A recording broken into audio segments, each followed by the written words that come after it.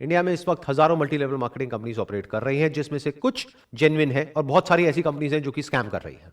In fact पास में भी ऐसी बहुत सारी कंपनीज हैं जिन्होंने पब्लिक के साथ में बहुत बड़ा स्कैम किया। उसके बाद में या तो वो कंपनीज बंद हो गई या उनके जो ओनर्स थे उन्होंने सारा पैसा इकट्ठा किया पब्लिक का और वो भाग गए। और जब इस तरह के स्कैम्स बहुत ज्यादा बढ़ गए हमारी कंट्री में, तो गवर्नमेंट ऑफ इंडिया ने एक बहुत ही अच्छा स्टेप उठाया पब्लिक वेलफेयर के लिए। Consumer protection direct selling rules को इंट्रोड्यूस किया। और अच्छी बात यह है कि ये सारे रूल्स हिंदी में भी लिखे हुए हैं और इंग्लिश में भी लिखे हुए हैं, जिससे कि कोई भी इंसान इसको अच्छे से पढ़ सके और समझ सके। इसका लिंक मेरी इस वीडियो के नीचे डिस्क्रिप्शन में है। इससे पहले कि मैं बात करूं कि ये रूल्स क्या है, हमको ये समझना बहुत जरूरी है कि जो डायरेक्ट सेलिंग इंडस्ट्री है, इसकी शुरुआत कैसे हुई थी और उसके पीछे का लॉजिक क्या था। तो जब इस इंडस्ट्री की शुरुआत हुई थी तो उसका लॉजिक बड़ा सिंपल सा था कि आपने एक प्रोडक्ट खरीदा, अगर वो प्रोडक्ट आपको पसंद आया एज कंज्यूमर, तो आपने आगे अपने फ्रेंड्स को और रिलेटिव्स को रिकमेंड किया। जब रिकमेंड किया तो उस कंपनी को प्रॉफिट हुआ, तो उस प्रॉफिट में से कुछ परसेंटेज उस कंपनी ने उस इंसान को दिया जिसने उस प्रोडक्ट को रिकमेंड किया। अगर इसी तरह से इस बिजनेस को एक्चुअल में किया जाए तो इसमें कुछ भी गलत नहीं है। लेकिन अगर एक कंपनी के जो डायरेक्ट सेलर्स हैं वो उस कंपनी के प्रोडक्ट के बारे में तो कोई बात ही नहीं कर रहे हैं, वो बात कर रहे हैं किसी ऐसे प्रोडक्ट के बारे में जिसका उस कंपनी के प्रोडक्ट से दूर दूर तक कोई कनेक्शन नहीं है। फॉर एग्जाम्पल, वो कंपनी बेच रही है साबुन, तेल, शैंपू, और वहां पर बात करी जा रही है मर्सिडीज की, BMW की, और उस कंपनी को आगे से आगे जो लोग ज्वाइन कर रहे हैं उनके ज्वाइन करने का मकसद उस कंपनी के प्रोडक्ट्स या सर्विसेज नहीं है, बल्कि पैसा कमाना है, यहां तक कि उनको प्रोडक्ट से कोई लेना देना ही नहीं है। तो ये एक कंप्लीट स्कैम है जिसको गवर्नमेंट ने पूरी तरह से बैन किया हुआ है। और इस स्ट्रक्चर में कुछ लोगों का तो फायदा होता है, बाकी लाखों लोगों के पैसे डूब जाते हैं। मैं आपको एक रियल लाइफ एग्जांपल देता हूं, उससे आप ज्यादा अच्छे से समझ पाएंगे। फॉर एग्जाम्पल, एक कंपनी है जहां पर 10 लाख लोगों ने ज्वाइन किया हुआ है, उसकी साल की टर्नओवर है 100 करोड़। वहां पे अलग अलग तरह के प्लान्स होते हैं। कहीं पर होता है कि आपको आगे 3 लोगों को ज्वाइन करवाना है, कहीं पर होता है बाइनरी प्लान, यानी कि आपको आगे 2 लोगों को ज्वाइन करवाना है। बट इन सारी कंपनीज को बोलते हैं डायरेक्ट सेलिंग कंपनीज। तो ये जो डायरेक्ट सेलिंग कंपनीज होती हैं, ये अपने डायरेक्ट सेलिंग नेटवर्क में 30 से 50% के बीच में पैसा डिस्ट्रीब्यूट करती है। एवरेज हम कह सकते हैं 40%। 100 करोड़ में से 40 करोड़ रुपए चला गया इस कंपनी के डिस्ट्रीब्यूशन नेटवर्क में। अभी अमाउंट सुनने में बहुत बड़ा लगता है, 40 करोड़ रुपए। और जो भी कोई नया मेंबर उस कंपनी को ज्वाइन करता है उसके माइंड में यही होता है कि अगला करोड़पति मैं ही हूं। बट अब एक बार प्रैक्टिकली देखते हैं कि अगर वो कंपनी चाहे भी तो क्या सबको लखपति करोड़पति बना सकती है। ज्यादातर क्या होता है कि इन कंपनीज में आप एक पैटर्न देखोगे, हर कंपनी का कोई ना कोई एक फेस होता है। वो एक इंसान स्टेज पर आकर के खड़ा होता है, वहां पर वो इंसान आकर के स्टेज पे सबके सामने अपनी इनकम को शेयर करता है और सबको बताता है कि उसके पास में कौन सी गाड़ी है। ज्यादातर इन लोगों के पास में मर्सिडीज होती है, और मर्सिडीज का भी कोई छोटा मोटा मॉडल नहीं, 3 करोड़ का, 4 करोड़ का। इसके अलावा वो इंसान बताता है कि मैं कितना पैसा कमा रहा हूं इस कंपनी से, जो लाखों में नहीं होता है बल्कि करोड़ों में होता है। यानी वो इंसान स्टेज पर आकर के सबके सामने बोलता है कि मैं महीने का 1 करोड़ रुपए कमा रहा हूं इस कंपनी से, और लोग वहां पर बैठ करके तालियां बजाते हैं। वो जो ताली बजा रहे हैं उनको ये नहीं पता है कि वो 1 करोड़ रुपए आ कहां से रहा है।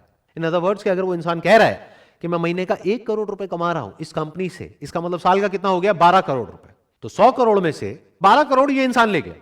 इसके अलावा आप एक और बहुत इंटरेस्टिंग पैटर्न ऑब्जर्व करोगे अगर ध्यान से इस कंपनी के स्ट्रक्चर को समझोगे, कि वो जो एक इंसान होता है उसके नीचे कुछ लोग होते हैं जिसको डाउनलाइन बोलते हैं। उसमें 20 से 30 लोग ऐसे होते हैं जो महीने का लाखों रुपए कमा रहे होते हैं। तो अब एक बेसिक सी कैलकुलेशन करते हैं कि उस कंपनी में जो बाकी के लोग हैं, यानी 10 लाख लोग हैं, उनके हाथ में कितना पैसा आ रहा है।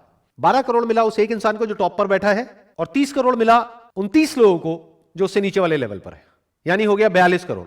यानी कि 42% पैसा यहां पर डिस्ट्रीब्यूट हो गया है।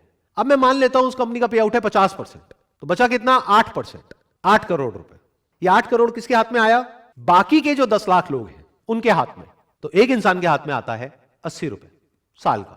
अब यहां पर समझने वाली बात यह है कि जो 80 रुपए है ये कैलकुलेशन के लिए एक एवरेज है, बट ऐसा एक्चुअल में नहीं होगा। एक्चुअल में क्या होगा, किसी के हाथ में हो सकता है 8,000 भी आ गया, किसी के हाथ में कुछ भी नहीं आया। तो मैं कोई नहीं होता आपको ये बोलने वाला कि आपको ये करना चाहिए नहीं करना चाहिए, ये डिसीजन आपका है, क्योंकि सिर्फ आपका पैसा नहीं लग रहा है, आपका टाइम भी लग रहा है। प्लस जब आप ऐसी कंपनीज को ज्वाइन करते हो तो बहुत सारी ऐसी कॉस्ट होती है जिसको आपने शुरू में कैलकुलेट नहीं किया होता है। जैसे इन कंपनीज के जो सेमिनार्स होते हैं, यूजुअली उसके लिए आपको टिकट खरीदनी होती है, ट्रैवल के पैसे लगते हैं, आपका टाइम यहां पर लग रहा है। तो आपको सारी कैलकुलेशंस करके चलना है कि आपने कितना पैसा और कितना टाइम लगाया, और साल के एंड में आपके पैसा कमाने की पॉसिबिलिटी क्या है। यानी कि अगर उस कंपनी में 10 लाख लोग हैं और कोई एक इंसान आकर के बोल रहा है कि मेरे पास में 3 करोड़ की गाड़ी है और 1 करोड़ रुपए मैं महीने का कमा रहा हूं, तो वहां पर बैठ करके तालियां नहीं बजानी है, बल्कि उस इंसान से यह पूछना है कि आपके ऐसे और कितने हैं इस कंपनी में। यह पूछना क्यों जरूरी है, क्योंकि वो पैसा वो जो इंसान कमा रहा है वो आपकी जेब से आने वाला है। तो अब सवाल ये उठता है कि क्या सारी मल्टी लेवल मार्केटिंग कंपनीज जितनी भी है वो सब फ्रॉड है? ऐसा नहीं है, कुछ कंपनीज जेन्युइन भी है। लेकिन अब इस फर्क को कैसे किया जाए कि कौन सी कंपनी जेन्युइन है और कौन सी फ्रॉड है, तो आज हम यही काम करने वाले हैं। हम डिटेल में समझने वाले हैं कि कौन सी कंपनी जेन्युइन है और कौन सी फ्रॉड है। इसके बेसिस पे नहीं कि मुझे क्या लगता है या आपको क्या लगता है, बल्कि इसके बेसिस पर कि हमारी कंट्री का लॉ क्या कहता है।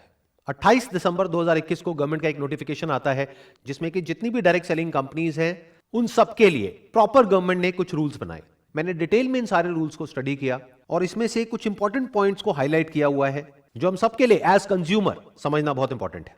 इसमें कहा जा रहा है, no direct selling entity shall adopt any unfair trade practice in the course of its business or otherwise and shall abide by the requirements specified in any law for the time being in force. In other words, वो company जो भी आपको commit कर रही है अपने products या services को सेल करने से पहले या उस कंपनी को ज्वाइन करने से पहले, उसके बाद में उस कंपनी को उन सारे कमिटमेंट्स को पूरा करना ही पड़ेगा। अपनी एडवर्टाइजिंग के थ्रू या अपने डायरेक्ट सेलर नेटवर्क के थ्रू या किसी भी तरीके से वो कंपनी कोई भी किसी भी तरह का गलत कमिटमेंट करके आपको ज्वाइन नहीं करवा सकती है। अगर ऐसा वो कंपनी कर रही है तो इन रूल्स के अकॉर्डिंग वो बिल्कुल गलत है। अगेन एक बहुत इंपॉर्टेंट पॉइंट है यहां पर, every direct selling entity shall ensure that the advertisements for marketing of goods or services are consistent with the actual characteristics, access and usage conditions of such goods and services. इसका मतलब यह है कि वो जो डायरेक्ट सेलिंग कंपनी है या जो उसका नेटवर्क है डायरेक्ट सेलर्स का, उसमें से कोई भी ऐसा कोई भी एडवर्टीजमेंट नहीं दे सकते हैं कहीं पर भी जहां पर कि उस प्रोडक्ट को, उस सर्विस को या उस कंपनी का जो भी प्लान है उसको बहुत बढ़ा चढ़ा करके दिखाया जा रहा है कि वो है कुछ और उसको कुछ और ही दिखाया जा रहा है। अगर मैं इसका एक प्रैक्टिकल एग्जांपल आपको दूं तो आपने नोट किया होगा कि फेसबुक पर, इंस्टाग्राम पर, यूट्यूब पर ऐसी बहुत सारी एड्स आती हैं जहां पे किसी एक पर्टिकुलर सेगमेंट को टारगेट किया जाता है। जैसे कि अगर आप एक हाउसवाइफ हैं और घर बैठे बैठे लाखों रुपए कमाना चाहते हैं तो हमको कॉन्टैक्ट करिए। तो इस तरह की एडवर्टाइजिंग अगर कोई कंपनी कर रही है तो वो एक स्कैम है। अब ये एक पॉइंट है जो बहुत इंपॉर्टेंट है समझने के लिए।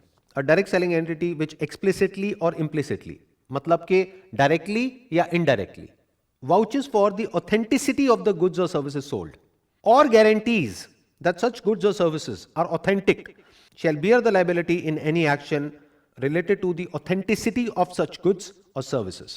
मतलब कोई भी डायरेक्ट सेलिंग कंपनी या उसके साथ में जो भी लोग जुड़े हुए हैं वो ऐसी कोई भी गारंटी नहीं दे सकते हैं या कोई भी ऐसा क्लेम नहीं कर सकते हैं जिसको बाद में वो पूरा ना कर सके। फॉर एग्जाम्पल, वो कंपनी आपको ये कह रही है कि अगर आपने हमारी कंपनी को ज्वाइन किया और आप यहां से लाखों रुपए नहीं कमा सके तो आपके पैसे वापस हो जाएंगे, तो उस कंपनी को वो पैसे वापस करने ही पड़ेंगे। और यहां पर जो दो बहुत इंपॉर्टेंट वर्ड्स हैं वो है एक्सप्लिसिटली और इम्प्लिसिटली, मतलब कि या तो डायरेक्टली आपने गारंटी दी है या इनडायरेक्टली दी है, तब भी आप उस गारंटी को पूरी करने के लिए लायबल है। फॉर एग्जांपल, अगर कोई कंपनी आपको ये कहती है कि हमारा ये प्रोडक्ट है, ये सर्विस है, इसको आप परचेज करो, इसको परचेज करने के बाद में आपकी जो इनकम है वो 10 गुना बढ़ जाएगी, तो अगर वो 10 गुना नहीं बढ़ती है तो उस कंपनी ने जो भी क्लेम्स करे हैं उस सबको पूरा करने के लिए वो कंपनी लायबल है।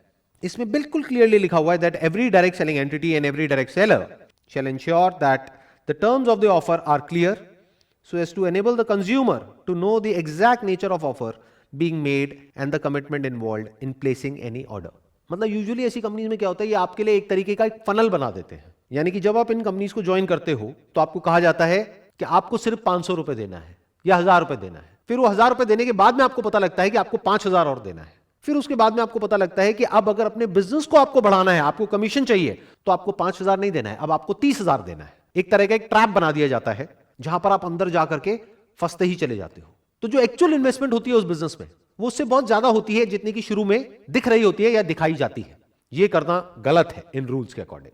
आपको बिल्कुल क्लियर तरीके से उस इंसान को बताना है ज्वाइन करने से पहले, यानी उससे 1 रुपए भी लेने से पहले, कि इसी स्टेज पर इतना इतना पैसा लगने वाला है। जैसे बहुत सारी कंपनीज ऐसी होती हैं जहां पर के ज्वाइन करने के बाद में अगर उन कंपनीज को आप कहोगे कि हमको डेटा चाहिए जिस डेटा को हम कॉल कर सके और जिनको ये प्रोडक्ट और सर्विस बेच सके, तो उस डेटा के भी वो कंपनी आपसे पैसे लेगी। यानी वो कंपनी आपको बोलेगी कि एक लीड का आपको 40 रुपए या 50 रुपए देना है, तो अगर आपको 100 लीड चाहिए तो आपको 5000 रुपए देना है एक महीने का। साल का कितना हो गया? 60,000 रुपए। आप सोच के आए थे उस कंपनी में कि 10-20 हजार रुपए में मेरा काम शुरू हो जाएगा। साल के एंड में जब आप कैलकुलेट कर रहे हो तो आप देख रहे हो कि मेरा 20,000 रुपए नहीं लगा है, यहां पे 2 लाख रुपए लग गया है। तो यहां पे ये कहा जा रहा है कि ये सब कुछ आपको उस इंसान को ज्वाइन करने के बाद नहीं बताना है, पहले से बताना है। इसमें एक बहुत इंपॉर्टेंट क्लॉज है जिसको बहुत सारी कंपनीज वायलेट कर रही हैं खुलेआम। मतलब कि ऐसे बहुत सारे डायरेक्ट सेलर्स हैं या डायरेक्ट सेलिंग कंपनीज हैं जो बोलती हैं कि हमारी अनकंडीशनल मनी बैक गारंटी है, और बाद में जब आप उस कंपनी के साथ में एग्रीमेंट साइन करते हो तो वहां पर बहुत सारी कंडीशंस होती हैं। तो इसका मतलब क्या हुआ? कहा कि जो मनी बैक गारंटी है वो अनकंडीशनल है, जबकि एक्चुअल में जब एग्रीमेंट की बारी आई तो वहां पर बहुत सारी कंडीशंस है कि पहले आपको ये करना पड़ेगा, फिर ये करना पड़ेगा, फिर ये करना पड़ेगा, फिर ये करना पड़ेगा, तब जाकर के आपके पैसे आपको वापस होंगे। ये गलत है, ऐसा आप नहीं कर सकते हो। इस क्लॉज को ध्यान से समझना, ये बहुत इंपॉर्टेंट है। अ डायरेक्ट सेलिंग एंटिटी और direct seller shall not refuse to take back spurious goods और deficient services and refund the consideration paid for goods and services provided. मतलब यहां पे क्या कहा जा रहा है कि अगर आपने एक एमएलएम कंपनी को ज्वाइन किया और उसके जो गुड्स हैं और सर्विसेज हैं उससे आप सेटिस्फाइड नहीं है, तो उस कंपनी को आपको आपका पैसा रिफंड करना ही होगा। और यही सबसे बड़ा फर्क है एक जेन्युइन डायरेक्ट सेलिंग कंपनी में और एक फेक डायरेक्ट सेलिंग कंपनी में। जिस कंपनी को अपने प्रोडक्ट्स और सर्विसेज पे कॉन्फिडेंस होगा, उनकी जो मनी बैक गारंटी है वो अनकंडीशनल होगी। यानी कि वो कंपनी आपको ये नहीं बोलेगी कि आपने हमसे प्रोडक्ट खरीदा, सर्विस खरीदा, अब अगर आपको अपना पैसा वापस चाहिए तो आगे आपको इतने लोगों को और लेकर के आना पड़ेगा, तब आपको आपका पैसा वापस मिलेगा। अगर कोई कंपनी ऐसा बोल रही है तो वो एक स्कैम है। और यही बात जो मैंने अभी बोली है, ये आगे एक और क्लॉज में क्लियरली मेंशन्ड है। A direct selling entity and a direct seller shall not induce consumers to make a purchase based upon the representation that they can recover the price by referring prospective customers to the direct sellers for similar purchases.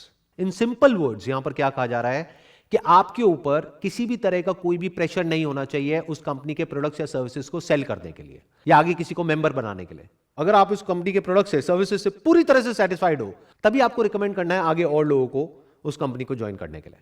अगर ऐसा actual में हो रहा है तो company genuine है, लेकिन अगर ऐसा नहीं हो रहा है तो वो एक स्कैम है। और ये सब तो वो है जो रूल्स में क्लियरली लिखा हुआ है कि ये करना गलत है। इसके अलावा ऐसी बहुत सारी चीजें हैं जो बहुत सारी एमएलएम कंपनीज में होती है, जो हो सकता है लीगली सही है लेकिन एथिकली बिल्कुल गलत है। मतलब कि अगर कोई भी डायरेक्ट सेलिंग कंपनी है जिसका कि एक डायरेक्ट सेलर्स का नेटवर्क है, तो स्ट्रक्चर में सारे लोगों को सिर्फ तब बेनिफिट हो सकता है जब जो प्रोडक्ट है और सर्विस है उसकी अपने आप में इतनी वर्थ है कि अगर एक इंसान वहां से 1 रुपए भी ना कमाए तब भी उसको किसी तरह का कोई रिग्रेट ना हो कि मैंने इस कंपनी को ज्वाइन किया। मतलब कि हो सकता है जो गवर्नमेंट के रूल्स हैं डायरेक्ट सेलिंग इंडस्ट्री के लिए, वहां पर यह नहीं लिखा है कि उस कंपनी के जो प्रोडक्ट्स हैं और सर्विसेज हैं उसका प्राइस पॉइंट क्या होना चाहिए, लेकिन ये आपको देखना है उस कंपनी को ज्वाइन करने से पहले। फॉर एग्जांपल, वो कंपनी आपको साबुन का डब्बा बेच रही है 500 रुपए का, जिसके जैसा सेम प्रोडक्ट आपको मार्केट में मिल रहा है 50 रुपए का। तो अगर वहां पर आपको कोई कमीशन ना मिले, कोई इंसेंटिव ना मिले, कोई पैसे की बड़ी बड़ी बातें ना हो, कोई मर्सिडीज की बातें ना हो, बीएमडब्ल्यू की बातें ना हो, तब भी क्या आप वो प्रोडक्ट खरीदोगे? अगर तो जवाब है हां, तो वो कंपनी बहुत बढ़िया है। लेकिन अगर जवाब है ना, तो ये बिजनेस फंडामेंटली फ्लॉड है। क्योंकि ये जो बात अब मैं बोलने वाला हूं, इसको ध्यान से समझिएगा, ये सिर्फ डायरेक्ट सेलिंग बिजनेस पर अप्लाई नहीं होता है, बल्कि किसी भी बिजनेस पे अप्लाई होता है। अगर उस बिजनेस में रिपीट बिजनेस नहीं आ रहा है, वर्ड ऑफ माउथ स्ट्रांग नहीं है, तो बिजनेस आज नहीं तो कल फेल होना ही होना है। Word of mouth, not of the money that a person can earn from that particular company, but word of mouth of the products and services offered by that particular company. Word of mouth इस चीज का नहीं कि उस company से लोग कितना पैसा कमा रहे हैं, बल्कि इस चीज का कि उसके प्रोडक्ट्स और सर्विसेज कितने अच्छे हैं। अगर एक्चुअल में उस कंपनी के प्रोडक्ट्स और सर्विसेज अच्छे हैं, कॉम्पिटिटिवली प्राइस्ड हैं, और अगर आप खुद अपने घर में उन प्रोडक्ट्स को बार बार यूज कर सकते हो, तो ये बिजनेस लॉन्ग टर्म में सक्सेसफुल हो सकता है। लेकिन अगर उस कंपनी के जो प्रोडक्ट्स हैं और सर्विसेज हैं उसमें दम नहीं है, तो बिजनेस ने आज नहीं तो कल फेल होना ही होना है। और यही सबसे बड़ा फर्क है एक जेन्युइन कंपनी में और स्कैम में।